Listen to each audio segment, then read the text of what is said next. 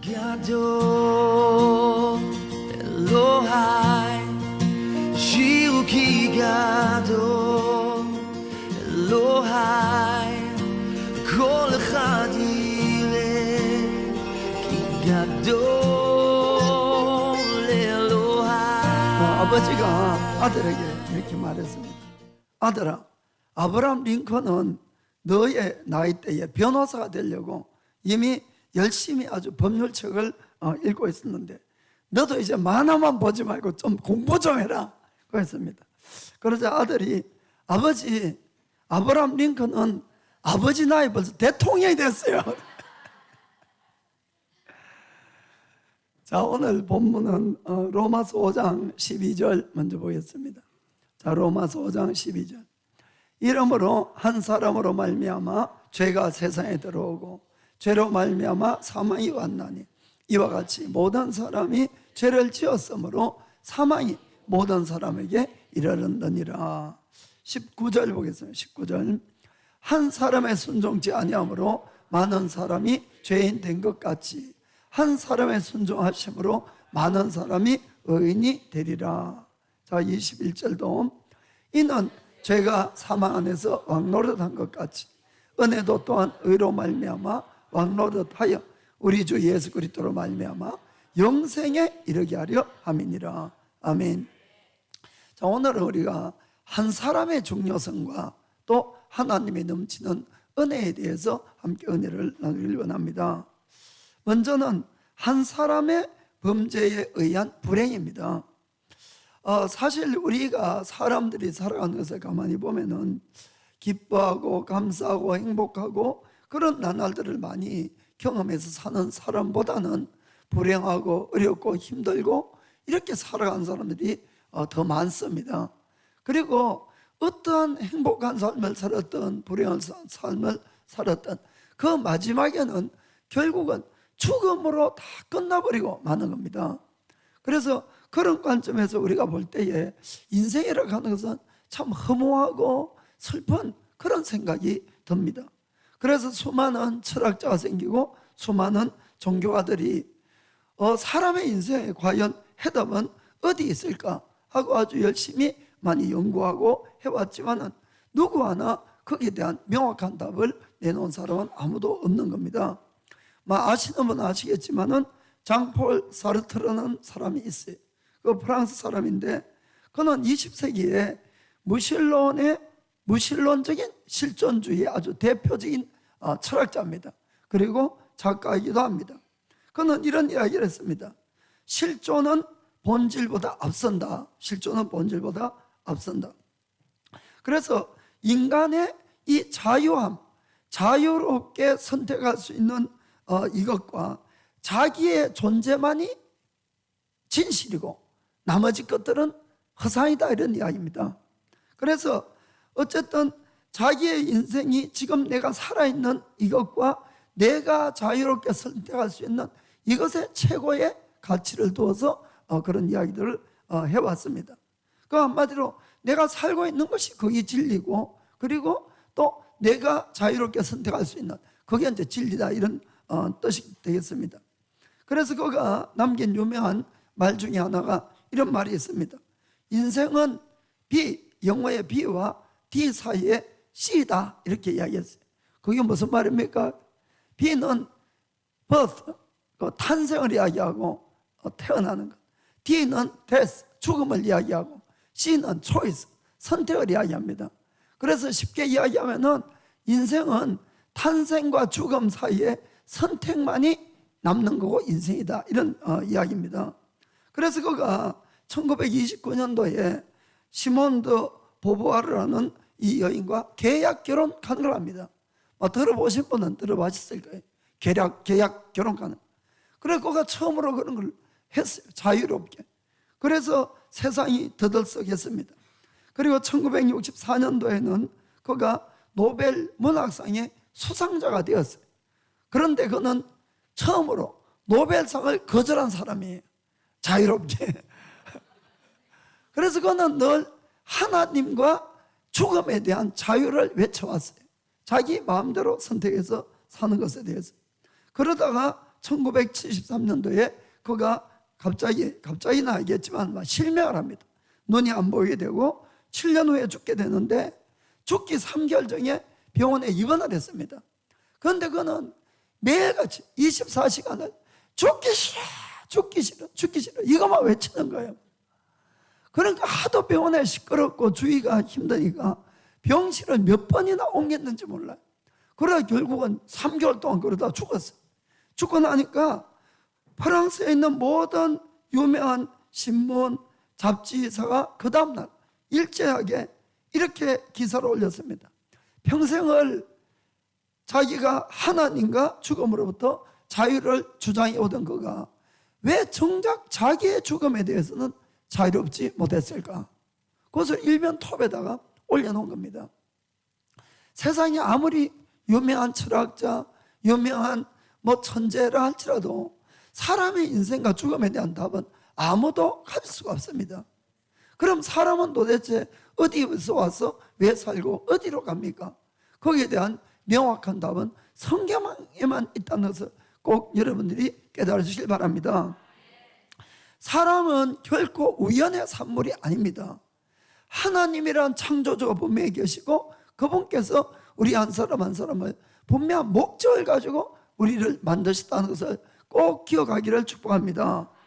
그래서 히브리서 3장 4절은 이렇게 되어 있어요. 집마다 지언이가 있으니 만물을 지으신 이는 하나님이시라. 아멘. 만물을 지으신 하나님이라고 되어 있습니다. 모든 만든 물건을 누군가가 만들어서 존재한다는 겁니다. 아멘. 그럼 사람은 왜 만들었느냐?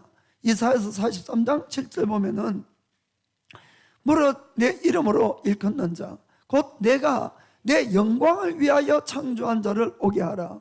그들을 내가 지었고 만들었느니라. 아멘.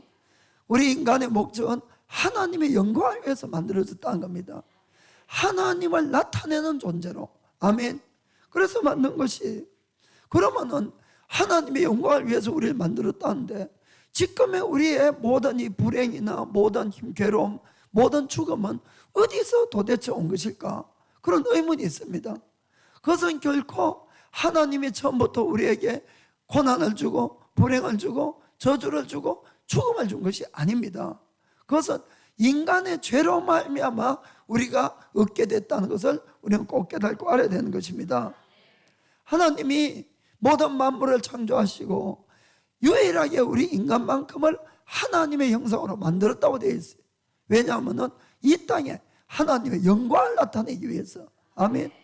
어떠한 작품도 그 작품을 보면은 만든 사람이 어떤 사람인가를 알 수가 있어요. 그렇죠? 문학적이나 미술이든 음악이든 모든 것이 그렇습니다. 그러니까 모든 만물을 바라봤을 때, 특별히 인간을 봤을 때 하나님을 우리는 느낄 수가 있다는 겁니다. 인간만이 하나님을 닮아서 유일하게 창조를 할 수가 있어요. 그렇죠? 유일하게 신이란 걸 알고 섬기고 사귀고 이걸 할 수가 있는 것이에요. 다른 어떠한 생물도 그렇게 할 수 있는 것이 없습니다. 그래서 하나님은 우리 인간만큼을 하나님의 형상대로 만드시고, 그리고 처음 하신 일이 뭐냐? 창세기 1장 28절 보니까 이렇게 되어 있어요. 27절에는 하나님의 형상대로 만들었고 28절 1절에 하나님이 그들에게 복을 주시며 그들에게 이르시되 라고 되어 있습니다. 복을 줬다는 것이에요. 저주를 준 것이 아니고. 아멘. 우리를 축복하시고 모든 만물을 다스리는 그런 권세를 우리 인간에게 준 것입니다. 그럼 문제는 어디서 생겼습니까?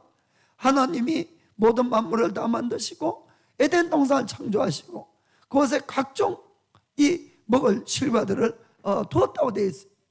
하나님께서 모든 것을 너희가 마음대로 먹되 동산 중앙에 있는 선악을 알게 하는 과일만큼은 절대로 먹지 말아라. 먹으면 반드시 죽으리라고 말씀을 했어요. 하나님이 인간에게 그렇게 말씀을 한 겁니다. 그런데 인간이 정말 하나님을 신뢰하고 믿었다면 끝까지 그 말씀을 지켜야 되는 것이에요. 그렇죠? 하나님을 정말 신뢰하고 믿는다면. 그런데 불행하게도 마귀가 찾아와서 인간을 어떻게 유혹을 합니까? 너희가 그것을 따먹더라도 결단코 죽지 않으리라. 오래 거기서 따먹게 되면은 너희 눈이 밝아서 선악을 알게 하는 하나님과 같아질 것을 하나님이 알기 때문이다고 했습니다. 그래서 이제 하나님은 못 먹게 하느냐 이렇게 이야기한 것이, 이 이야기를 듣고는 인간은 누구의 말을 더 믿습니까? 마귀의 말을 더 믿는 것이에요. 하나님의 말씀이 아니고. 여기에서 하나님에 대한 신뢰가 깨지고 하나님을 배반하게 되고 불순종의 길을 걸어가야 되는 것입니다. 그렇게 해서 그 실과를 따먹게 되었어요. 바로 하나님에 대한 불신앙과 불순종이 우리 인간의 첫 번째 죄고, 그것으로 모든 불행이 찾아오게 된 겁니다. 그래서 창세기 3장 16절 보면은 이렇게 되어 있습니다. 또 여자에게 이르시되 내가 너에게 잉태하는 고통을 크게 더하리니 너가 수고하고 자식을 낳을 것이며 너는 남편을 사모하고 남편은 너를 다스릴 것이니라 하시고, 우리가 지금 아마 산부인과가 없으면 애 낳다가 반은 죽을 것 같아요. 안 그렇겠습니까? 실질적으로 왜 인간만이 이렇게 아기를 낳는데 힘이 들고 죽는 사람도 생길 수 있을까? 아니, 사람만 아기를 낳는 것이 아니고 동물들도 아기를 다 낳으니까 계속 번성하잖아요. 그런데 동물들은 조산부의 도움이 없어도 다 낳아요. 자기가 다 낳고 다 키웁니다. 사람만이 이런 것이, 이거 너무 이상한 것 아닙니까? 바로 하나님께서 이렇게 벌을 줬기 때문에 그런 것이에요. 17절에는 아담에게 이르시되 너가 너의 아내의 말을 듣고 내가 너더러 먹지 말라 한 나무 실과를 먹었은즉 땅은 너를 인하여 저주를 받고 너는 종신토록 수고하여야 그 소산을 먹으리라. 우리 인간이 처음에 축복을 받았는데 죄가 들어오므로 환경까지도 저주를 받았다는 것이에요. 그래서 그 다음 구절 보면은, 그래서 땅에는 이 찔레와 엉겅기가 먼저 난다고 그랬습니다. 19절에 내가 얼굴에 땀을 흘려야 식물을 먹고 필경은 흙으로 돌아가리니 그 속에서 내가 취함을 입었음이니라. 너는 흙이니 흙으로 돌아갈 것이니라 하시니라. 아멘. 아주 인간의 슬픈 운명이 여기서부터 시작이 됐다는 것입니다. 결국은 고생하다가 마지막에는 죽음으로 다 끝나버리는 것이 이게 인간이에요. 그렇기 때문에 이 로마서 아까 읽은 5장 12절 다시 한번 읽어보겠습니다. 이러므로 한 사람으로 말미암아 죄가 세상에 들어왔어요. 죄로 말미암아 사망이 왔고 이와 같이 모든 사람이 죄를 지었으므로 사망이 모든 사람에게 이르렀느니라. 아멘. 앞부분은 좀 이해가 됩니다. 한 사람으로 죄가 왔고 죄 때문에 사망이 왔는데, 그런데 왜 모든 사람이 죄를 지은 것이 될까? 우리는 아담하고 같이 안 있었는데, 그렇잖아요. 그런데 그 죄가 세상에 들어오고 그 모든 사람이 죄를 지은 것이 되었고, 그래서 사망이 모든 사람을 지배한다고 되어 있어요. 그래서 어떤 분들은 좀 항의를 할 수도 있어요. 아니, 하나님, 죄 지은 것은 아담이지 내가 아니지 않습니까? 그런데 왜 하나님 우리를 아담하고 똑같이 취급을 해서 아담처럼 힘들게 만들고 결국은 땀을 흘리고 살다가 우리를 죽게 만듭니까? 이렇게 이야기할 수 있어요. 그것은 어쩌면 당연한 일입니다. 그런데 한번 여러분들이 이걸 한번 생각해 보세요. 아담이 처음 사람으로 만들어지고 아담이 죄를 지었을 때 우리는 과연 어디에 있었을까 하는 이야기입니다. 하나님 품에 있었을까요? 어디에 있었을까요? 물론 우리는 태어나지도 않았어요, 그때. 그러나 성경은 이렇게 이야기를 합니다. 우리는 아담 안에 있었다고 이야기를 하는 것이에요. 그래서 아담이 죄를 지을 때 아담 안에 있었으니까 우리도 같이 죄를 지은 것으로 되어 있는 것이에요. 아유, 그런 바보 같은 소리가 어디 있냐고. 그거 있는 거예요, 성경에. 그런데 우리가 한번 그 증거를 찾아보겠습니다. 히브리서 7장에 보면은 창세기 14장의 이야기를 거기에 적어놨어요. 그 내용은 어떤 내용인가 하면은 아브라함이 전쟁을 하고 큰 성리를 해서 많은 전리품을 가지고 옵니다. 그 가져오다가 이 멜기세덱이라는 살렘 왕, 평화의 왕을 만나는 것이에요. 그런데 아브라함이 그에게 자기의 전리품 중에서 좋은 것으로 10분의 1을 그에게 줍니다. 그러자 이 멜기세덱이 아브라함을 축복을 하는 장면이 나옵니다. 멜기세덱이. 그때에 성경 그 장면에서 이런 이야기를 합니다. 히브리서 7장 9절에 보면은 또한 10분의 1을 받는 레위도 아브라함으로 말미암아 10분의 1을 바쳤다 할 수 있나니. 누구에게? 멜기세덱에게 바쳤다 할 수 있나니. 왜냐하면은 10절에 이는 멜기세덱이 아브라함을 만날 때에 레위는 아직 자기 조상의 허리에 있었음이니라. 이 말 뜻이 뭔가 하면은 레위는 아브라함의 정손자입니다. 누구의 아들이죠? 야곱의 아들이에요. 야곱의 이제 아들인데, 그리고는 나중에 430년 후에 이 출애굽을 율법을 받습니다. 그때에 제사장이 되는 그룹이 어디예요? 레위 지파입니다. 레위 지파. 그래서 이 레위 지파는 다른 11부족으로부터 11조를 받고 그것으로 생활하는 부족들이에요. 그렇죠? 11조를 그들은 남에게, 다른 형제들에게 받아서 생활합니다. 그런데 자, 그러면은 아브라함은 이 11조를 받을 때 레위적으로 보면은 430년도 더 전의 사람이에요. 무슨 말인가 아시겠습니까? 한마디로 이 세상에 태어나지도 않았어요. 태어나지도 않았는데 성경은 아브라함을 통해서 이 레위조차도 멜기세덱에게 10분의 1을 바친 것이 된다는 거예요. 이해가 되십니까?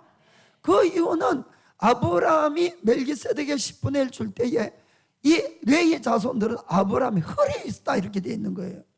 참 놀라운 사실입니다. 놀라운 사실이에요. 자, 그러면은 우리 다시 한번 생각해 봅시다. 이런 원리로 생각하면은 하나님이 아담을 만드실 때에 아담 한 사람만 만든 것이 아니고 아담 안에 이미 전 인류를 다 만들어 집어넣었다 이 뜻입니다. 이해가 됩니까? 아담 안에 모든 인류가 다 들어있는 거예요. 그러니까 아담을 통해서 계속해서 자손이 나온 거예요. 오늘날 우리까지 아담 한 사람 안에 다 넣은 거예요. 어떻게 그런 일이 있을 수 있을까? 하나님이니까 하시는 거예요. 여러분들이 이 DNA나 이런 거를 좀 조사를 해보거나 연구해 분들은 쉽게 이해할 수도 있어요. 여러분들이 세포에 보면은 DNA 하는 게 있어요. 유전자 정보라고. 이것이 모든 세포의 장래를 다 결정하는 겁니다. 이 세포는 태어나서 얼마 있다가 죽고 어떻게 변형이 되고 이런 것들이 전부 다 DNA 안에 정보가 있어서 그대로 되는 것이에요. 그래서 그걸 많이 연구하고 뭐 DNA를 바꿔서 병을 없애고 그런 이야기들이 바로 그렇거든요. 그러면은 하나님이 우리 인간 한 사람 한 사람도 그렇게 만들었지만은 성경에 보면은 에베소서 1장 4절에 이렇게 되어 있습니다. 곧 창세 전에 그리스도 안에서 우리를 택하사. 언제 택했다고요? 창세 전에 우리를 택했다고 되어 있는 것이에요. 이것이 하나님의 전자와 전능하신 거예요. 아담 한 사람을 만들 때에 아담만 만든 것이 아니라는 겁니다. 우리도 이미 그 속에 있었고 우리의 자손이 얼마나 되도록 있을 줄 모르지만 그들도 이미 하나님은 다 계획하시고 아담 안에 다 넣어두었던 거예요. 창세 전에 이미 우리를 택해서 우리를 택해 놨다는 겁니다. 아멘. 이것이 하나님이 우리에게 하신 일입니다. 그렇기 때문에 우리가 어떤 조상이 만일에 선한 일하고 좋은 일을 하면은 그 자손들은 그 조상이 좋은 일을 할 때에 그 조상과 함께 선한 일을 한 것이 돼요. 이해가 됩니까? 만약에 어떤 조상이 반대로 나쁘고 악한 일을 하면은 그 자손들은 그 조상의 속에 있으면서 이미 똑같이 나쁜 일을 한 것이 됩니다.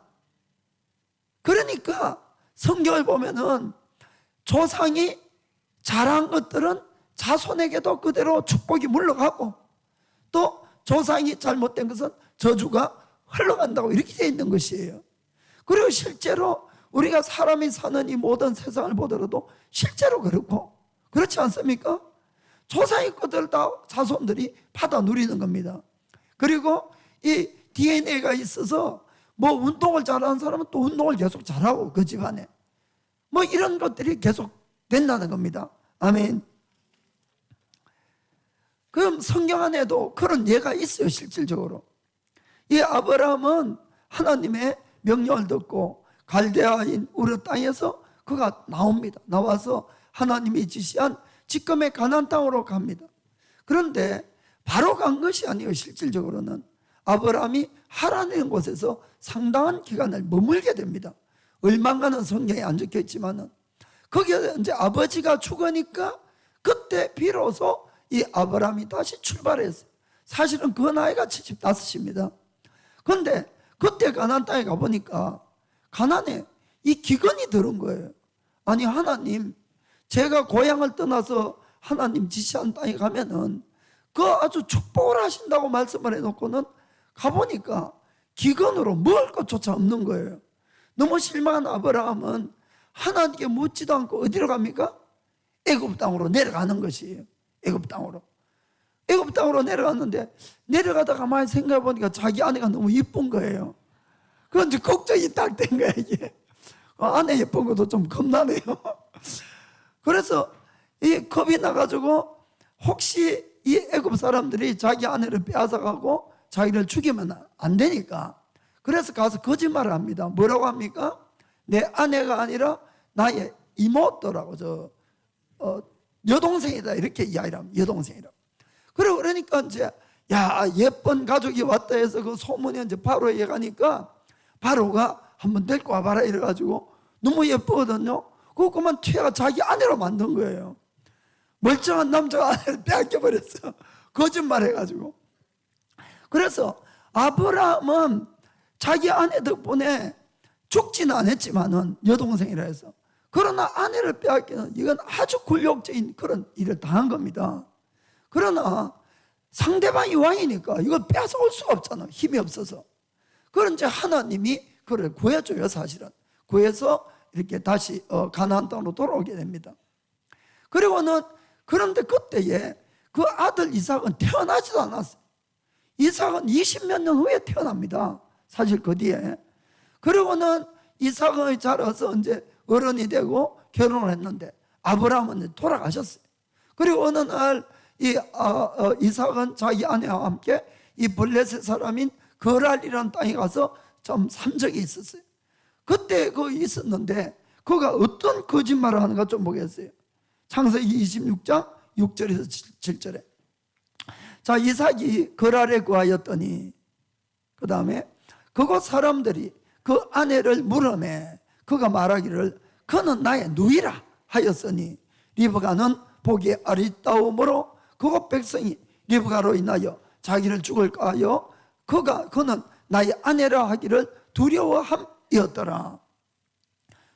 누구하고 똑같아요?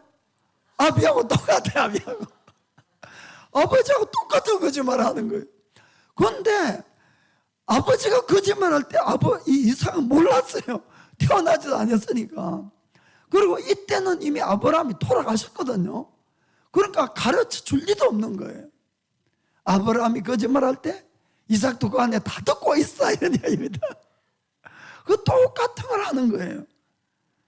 사랑하는 성도 여러분, 우리가 이런 면에서 볼 때 우리 한 사람 한 사람은 다 각자예요. 물론 각자고 각자의 인격이 있고 그렇지만은 우리는 결코 혼자 이 땅에 그냥 뽕 나온 것이 아니라는 걸 꼭 아셔야 됩니다. 여러분, 여러분의 선조를 통해서 여러분은 오셨고 여러분의 선조를 따라 쭉 올라가면은 모든 사람이 어디서 다 만날까요? 아담 한 사람에게 만나는 거예요. 그렇죠? 아담 한 사람에게. 그때 아담이 에덴 동산에서 선악과 따먹을 때 우리도 같이 따먹고 같이 죄를 지었다 이 뜻입니다. 아이고 기네. 그거 설명하려고. 그래서 우리가 같이 따먹었기 때문에 아까 다시 한번 이 창세기 로마서 5장 12절에 뭐라고 되어 있습니까? 12절에 보면은 죄가 사망이 왔는데 이와 같이 모든 사람이 죄를 지었다 이렇게 되어 있는 것이에요. 그래서 사망이 모든 사람 위에 왕노릇을 한다 이런 뜻입니다. 이해가 됩니까? 그 13절 14절도 읽어보겠습니다. 죄가 율법이 있기 전에도 세상에 있었으나 율법이 없을 때는 죄를 죄로 여기지 아니하느니라. 14절에 그러나 아담으로부터 모세까지 아담의 범죄와 같은 죄를 짓지 아니한 자들 위에도 사망이 왕노릇하였나니 아담은 오실 자의 표상이라. 아멘. 아담에서 모세 사이에 의인들도 많이 있었어요. 대표적인 의인 노아가 있죠. 노아. 왜 노아가 죽을까요? 노아가 의인인데. 그렇지요? 그러나 노아도 아담의 죄를 가지고 있다는 겁니다. 이해가 되십니까? 그래서 그 다음에 아담처럼 죄를 안 지어도 사망이 모든 사람 위해서 지배하게 된 것은 아담의 죄를 우리는 다 가지고 있는 것이에요. 그렇기 때문에 다 죽을 수밖에 없다 이렇게 되어 있는 겁니다. 그래서 우리가 우리 한 사람 한 사람의 것은 정말 중요하다는 걸 여러분들이 깨닫고 하셔야 됩니다. 우리 한 사람은 결코 나의 한 사람으로 끝나지 않는 것이에요. 우리를 통해서 어쨌든 간에 여러 가지 형태로 모든 사람들이 서로 연결되어 있다는 것을 꼭 깨닫기를 축복합니다. 그래서 우리가 좋은 일을 하게 되면은 좋은 영향력을 많이 미칠 수가 있고, 나쁜 일을 하면은 그 영향력이 또 다른 나쁘게 미쳐가는 겁니다. 성경에는 이런 구절이 있죠. 사도행전 16장 31절 보면은 가로되 주 예수를 믿으라 그리하면 너와 너의 집이 구원을 얻으리라 하고. 아멘. 내가 예수를 믿는데 나만 구원받는 것이 아니라는 겁니다. 이해가 됩니까? 나를 통해서 내 집이 다 구원을 받는다는 것이, 이것이 서로가 다 연결됐다는 증거인 것입니다. 아멘. 자, 옆에 분 보고 당신은 생각보다 더 중요한 사람입니다. 당신은 생각보다 더 중요한 사람입니다. 아멘. 생각 이상으로 다 중요하죠. 자, 두 번째는 한 사람의 순종으로 의에 이르는 축복입니다. 한 사람의 순종으로. 성경은 한 사람의 죄와 그 결과에 대해서 계속해서 반복적으로 사실 로마서 5장에는 강조하고 있어요. 조금 읽어보겠습니다. 로마서 5장 15절에 앞부분만 제가 읽는 데까지만 읽을게요. 그러나 이 헌사는 그 범죄와 같지 아니하니 곧 한 사람의 범죄를 인하여 많은 사람이 죽었은즉, 한 사람 때문에 많은 사람. 16절에 또 이 선물은 범죄한 한 사람으로 말미암은 것 같지 아니하니 심판은 한 사람을 인하여 정죄에 이르렀으나. 결국 한 사람 때문에 막 다 조진 거예요, 한마디로. 그 다음에 17절에 제가 말을 잘못했나요? 자, 17절에 표현을 잘못하겠네. 자, 한 사람의 범죄를 인하여 보세요. 여기도 사망이 그 한 사람으로 말미암아 마왕 노릇했다. 18절에도 그런즉 한 범죄로 많은 사람이 정죄에 이른 것 같이. 자, 19절에도 한 사람의 순종치 아니함으로 많은 사람이 죄인 된 것 같이. 아멘. 끊임없이 그 한 사람 그 사람 때문에 망했다는 거야. 누구 때문에? 아담 때문에. 나 천국 가면 아담 참 우리 할아버지지만 참 손가락질 많이 당할 것 같아. 성경에도 이렇게 이야기하고 있으니까. 왜 그럼 성경 계속해서 로마서 5장에 반복해서 아담의 죄가 너의 죄다 이걸 이야기할까요? 하는 거죠. 너도 죄인이란 겁니다. 너도 이거를 깨닫기를 원하는 거예요. 이거를 우리는 내가 죄인인 것을 머리로 좀 알아도 마음으로 진짜 죄인이다 하는 거, 이걸 깨닫기가 어려운 거예요. 제가 열받았는 거예요. 더워서. 그러니까 머리로는 그래 맞아, 나도 뭐 죄가 있고 잘못한 거 있고, 그런데 이게 마음으로 정말 내가 죄인이고 내 가슴을 찢어뜯을 이런 것까지는 참 어려운 것 같아요. 그러니까 성경은 거듭거듭해서 네가 이래도 죄인이 아니라고 할 거야, 이렇게 우리에게 지금 이야기해주고 있는 거예요. 사실은 이해가 되십니까? 그런데 왜 그런가 하면은 하나님은 우리를 부끄럽게 하려고 하는 것이 아니고 우리를 구원하기 위해서 주님은 이 땅에 오셨는데, 구원을 받기 위해서 내가 죄인인 걸 깨닫고 인정해서 안 받아들이면 구원을 이룰 수 없는 것이에요. 그렇기 때문에 끊임없이 우리에게 네가 죄인이라는 것을 인정할 때까지 거듭 이야기하고 있다는 걸 꼭 깨닫기를 원합니다. 그래서 내가 죄인인 걸 깨닫게 되면 결국 사망의 아래에 있게 되고, 나도 어쩔 수 없이 내가 아무리 하나님으로부터 자유를 외치고 죽음으로 자유를 외쳐도 결국은 죽음이 나를 끌고 가는 거예요. 가기 싫어도. 이해가 됩니까? 그럴 때 우리 인간은 절망을 하고, 이 사망의 몸에서 나를 누가 건져낼까? 결국은 죄를 해결받아야 될 것 아닙니까? 결국은 예수 그리스도의 십자가에 만나게 되는 것이에요. 내가 죄인이라는 의식이 없이는 절대로 주님의 십자가를 바로 만날 수가 없는 겁니다. 우리가 세상의 신들을 모든 사람은 대부분 다 믿어요. 뭐 때문에 믿습니까? 대부분 나의 소원을 다 가지고 있으니까, 문제를 다 가지고 있으니까 그걸 해결하고 그 응답을 받으려고 다 믿는 거예요. 나름대로 불교를 믿든 뭘 믿든 믿어요. 그러나 우리가 기독교를 믿어야 되는 가장 큰 이유는 아닙니다. 뭐를 달라고 아니에요. 문제를 해결해 달라고 아닙니다.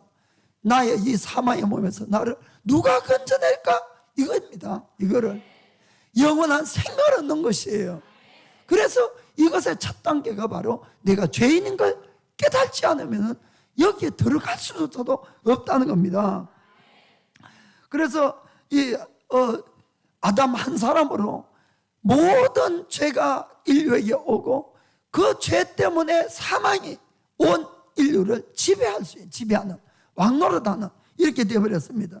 그런데 이번에는 하나님이 우리에게 부어주신 은혜가 있는데, 그것은 한 사람 예수로 말미암아 이 하나님의 은혜와 하나님의 영원한 생명이 믿는 모든 사람에게 베풀어 주는 겁니다. 아멘. 그래서 아까 로마서 5장 14절에 마지막을 다시 한번 보겠어요. 이런 말씀이 있습니다. 아담은 오실 자의 표상이라. 오실 분의 표상. 이 오실 자는 예수님을 말씀하는데, 아담 한 사람으로 말미암아, 이 뜻은 이렇습니다. 아담 한 사람으로 말미암아 죄와 사망이 인간에게 와서 왕노릇하고 모든 사람을 죽게 했는데, 이번에는 예수 한 사람이 와서 우리 모든 사람의 죄를 해결하고 영생으로 이끌어간다, 그 뜻입니다. 그래서 아담과 예수님은 비교가 되는 거예요. 그런 면에서. 그래서 성경에 보면은 이렇게 되어 있죠. 고린도전서 15장 22절 보겠습니다. 같이 읽어봅시다. 아담 안에서 모든 사람이 죽은 것 같이 그리스도 안에서 모든 사람이 삶을 얻으리라. 아멘. 자, 45절에는 이런 말씀이 있어요. 기록된 바 첫사람 아담은 산 영이 되었다 함과 같이 마지막 아담은 살려주는 영이 되었나니. 아멘. 마지막 아담은 누구겠습니까? 예수님을 말씀합니다. 그런데 왜 예수님을 마지막 아담이라는 표현을 썼을까 하는 것이죠. 아담으로 우리 인간이 받은 유산이 뭐예요? 죄와 사망이에요. 저주예요. 이런 모든 것들이 아담 한 사람으로부터 들어왔어요. 아담은 산영이라고 그랬어요. 하나님이 하나님의 영을 부어서 그는 혼자 산영이었지만은 죄가 오고 그로 말미암아 저주와 죽음이 온 겁니다. 그런데 예수님이 마지막 아담은 살려주는 영이다, 이렇게 표현되어 있거든요. 살려주는 영. 그러면은 예수님으로 말미암아 왜 마지막 아담이냐? 아담으로 내려오는 부의 마이너스 유산, 죽음과 저주와 모든 이 사망을 예수님이 다 끝내줬다는 거예요.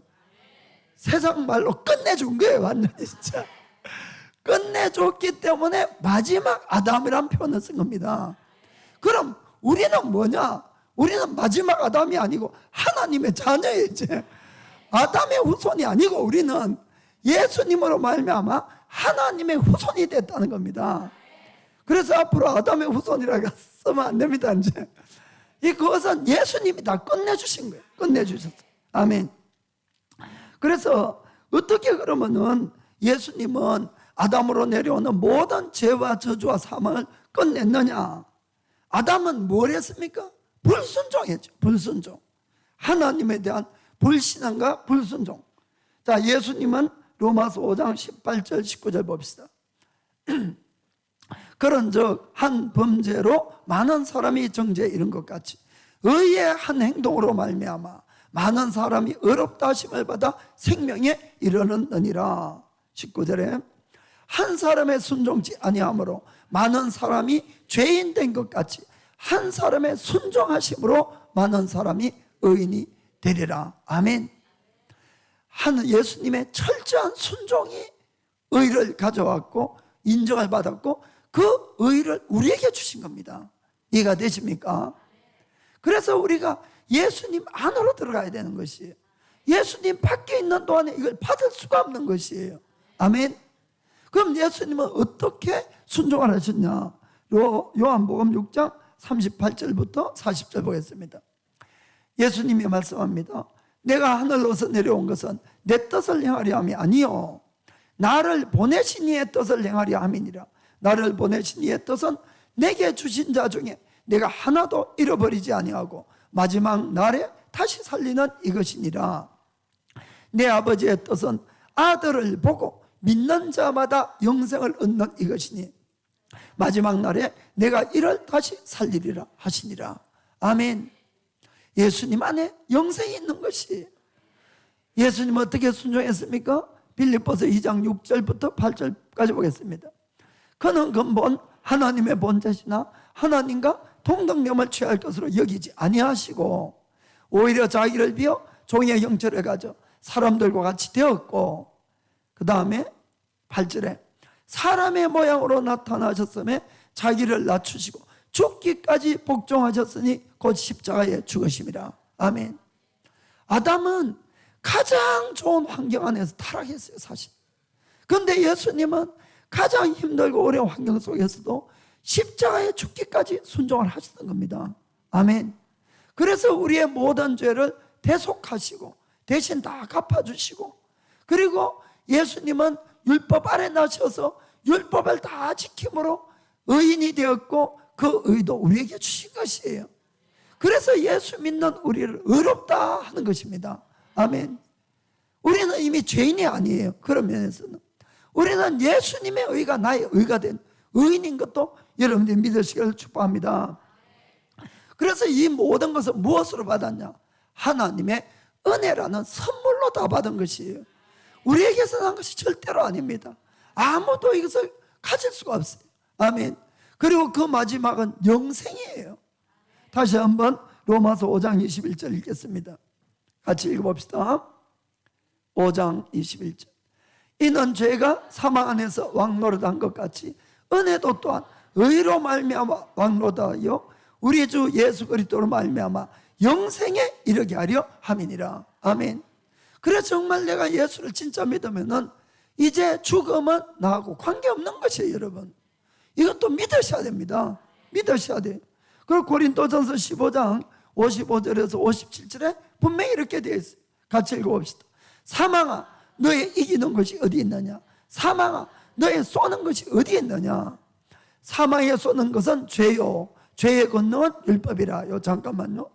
여기까지.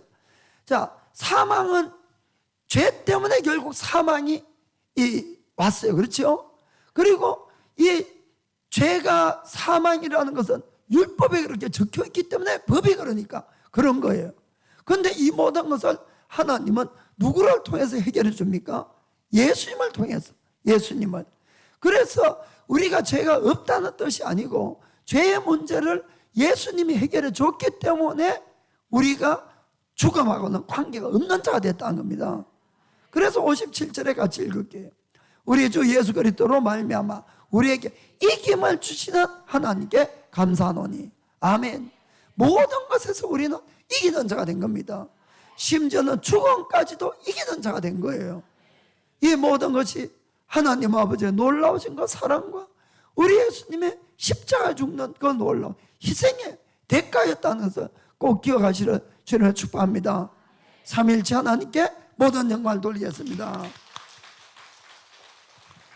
그래서 바울은 이게 그 다음 58절에 우리에게 이렇게 권면합니다. 같이 읽어봅시다.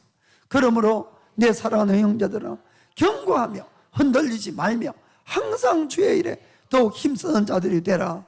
이는 너희 수고가 주 안에서 헛되지 않은 줄 알미니라. 아멘. 결코 주님 안의 수고는 헛되지 않는 겁니다. 영원히 남는 거예요. 정말 여러분들이 영원히 남는 걸 위해서 일한 자들이 주이름을 축복합니다. 옆에 분 보고 죽음은 당신에게 멀리 떠나갔습니다. 죽음은 이미 당신에게 멀리 떠나갔습니다. 아멘.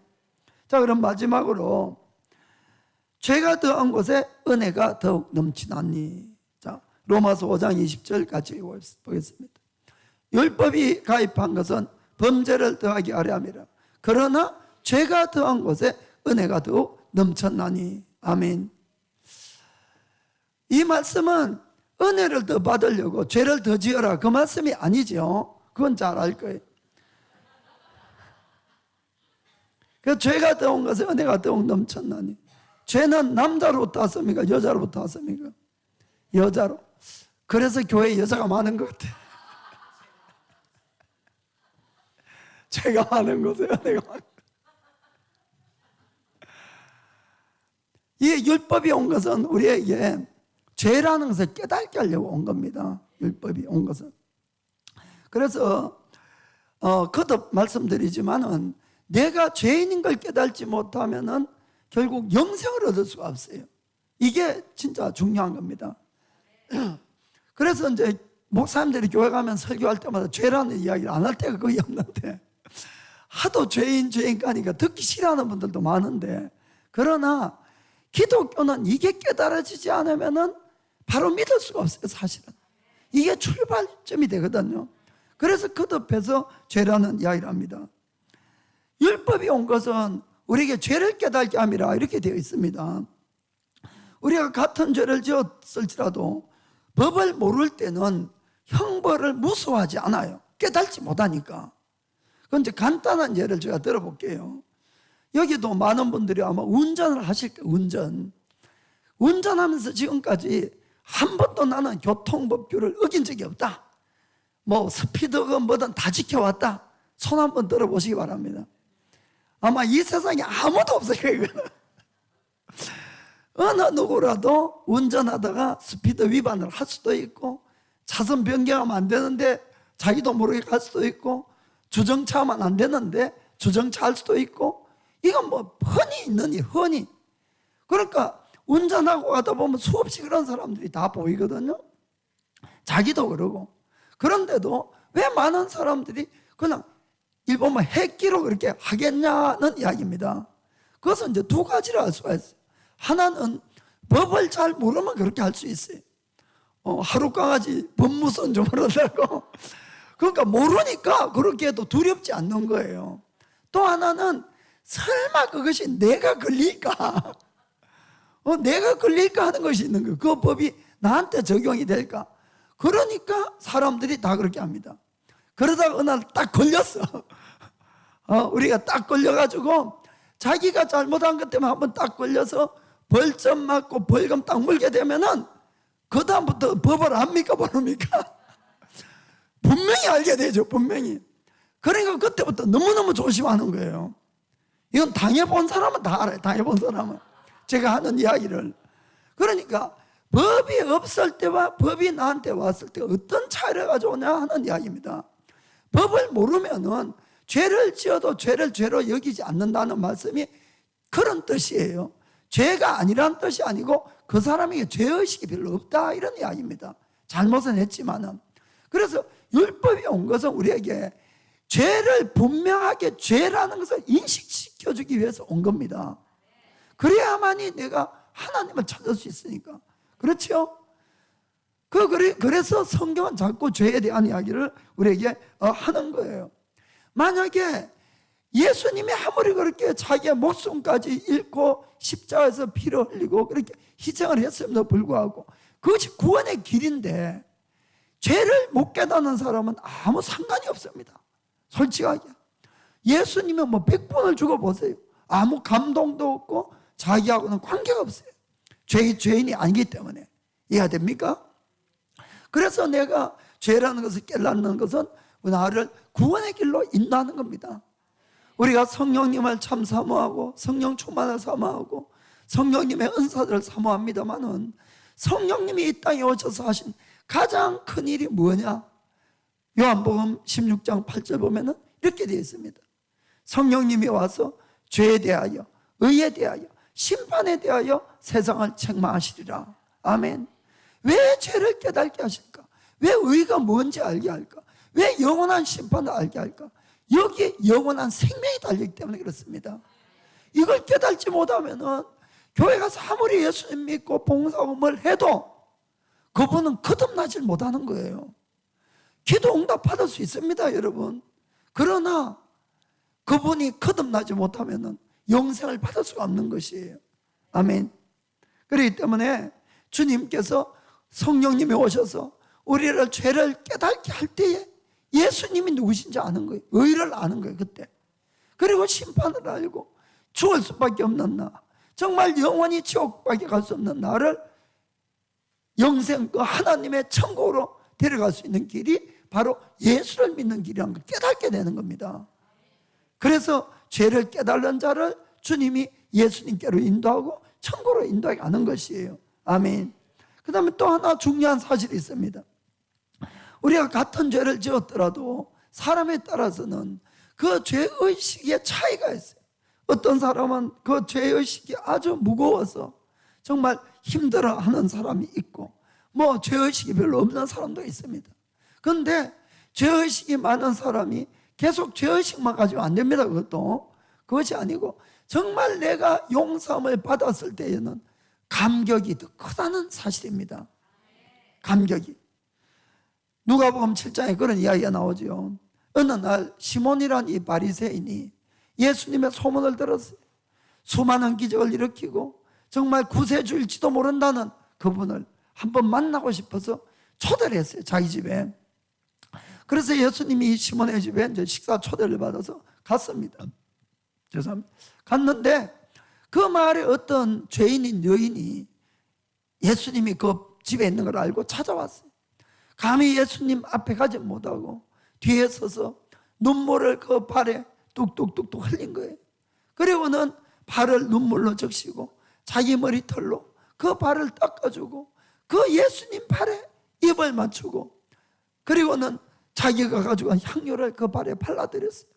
그 모습을 보고 있던 이 시몬이 어떻게 생각했는가 하면은 이 사람이 정말 하나님의 사람이고 선지자면은 자기를 지금 만지고 있는 이 여인이 어떤 여인인가 알 텐데, 여인이 얼마나 죄 많은 여인인가 알 텐데 도대체 왜 아무 반응이 없지?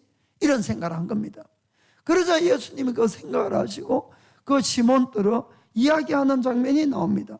누가복음 7장 40절에서 46절까지 한번 같이 읽어보겠습니다.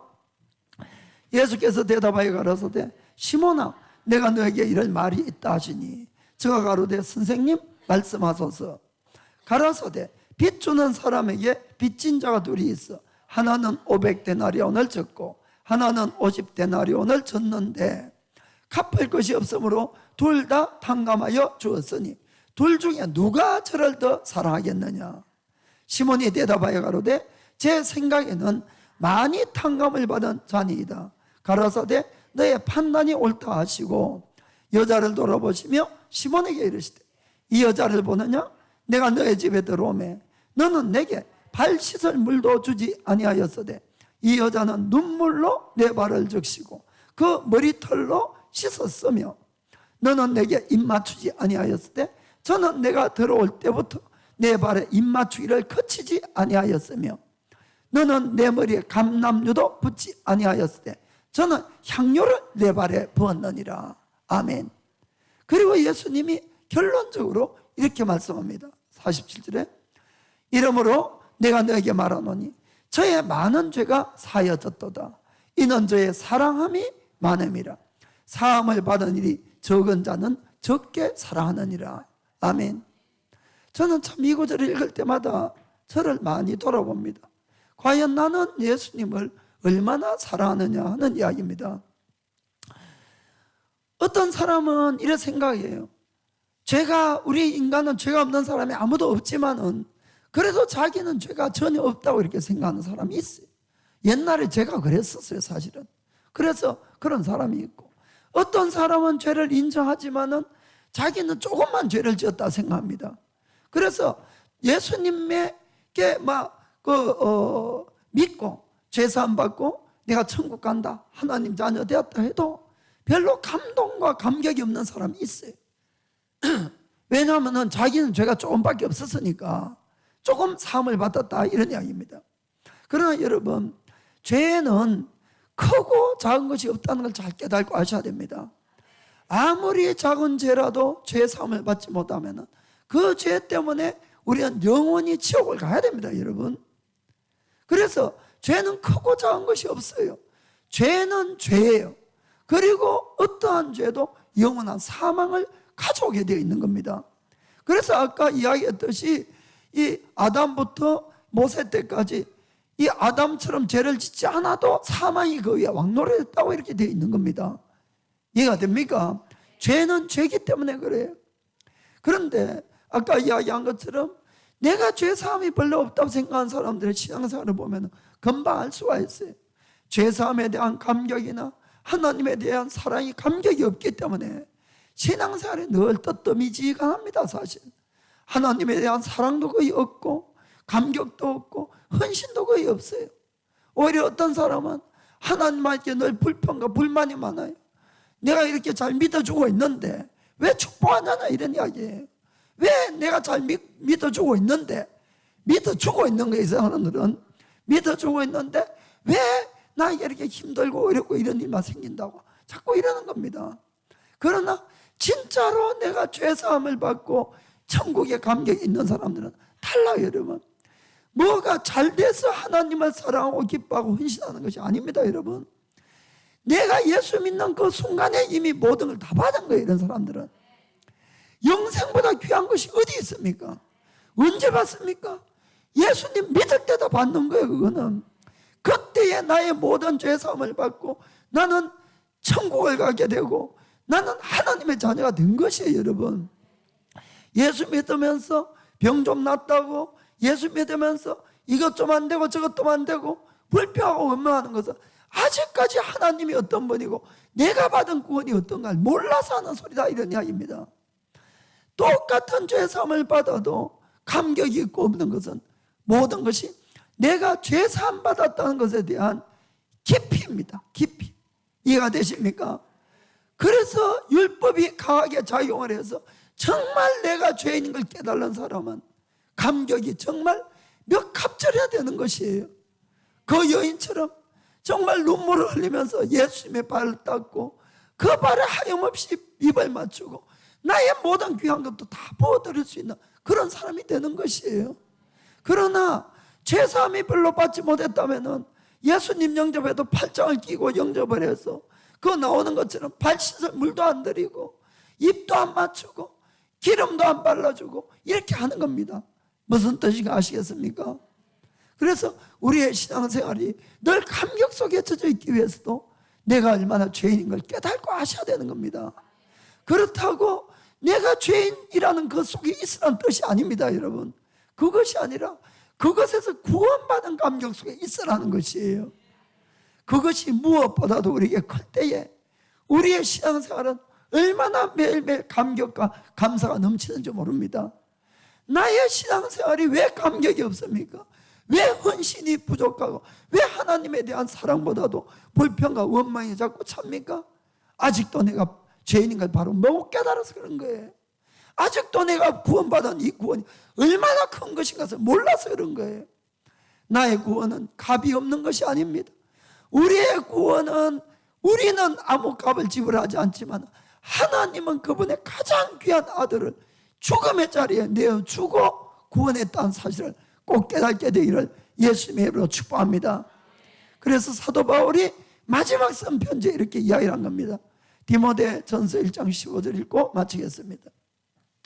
밑보다 모든 사람이 받을 만한 이 말이요, 그리스도 예수께서 죄인을 구원하시려고 세상에 임하셨다 하였도다. 죄인 중에 내가 괴순이라. 기도하겠습니다.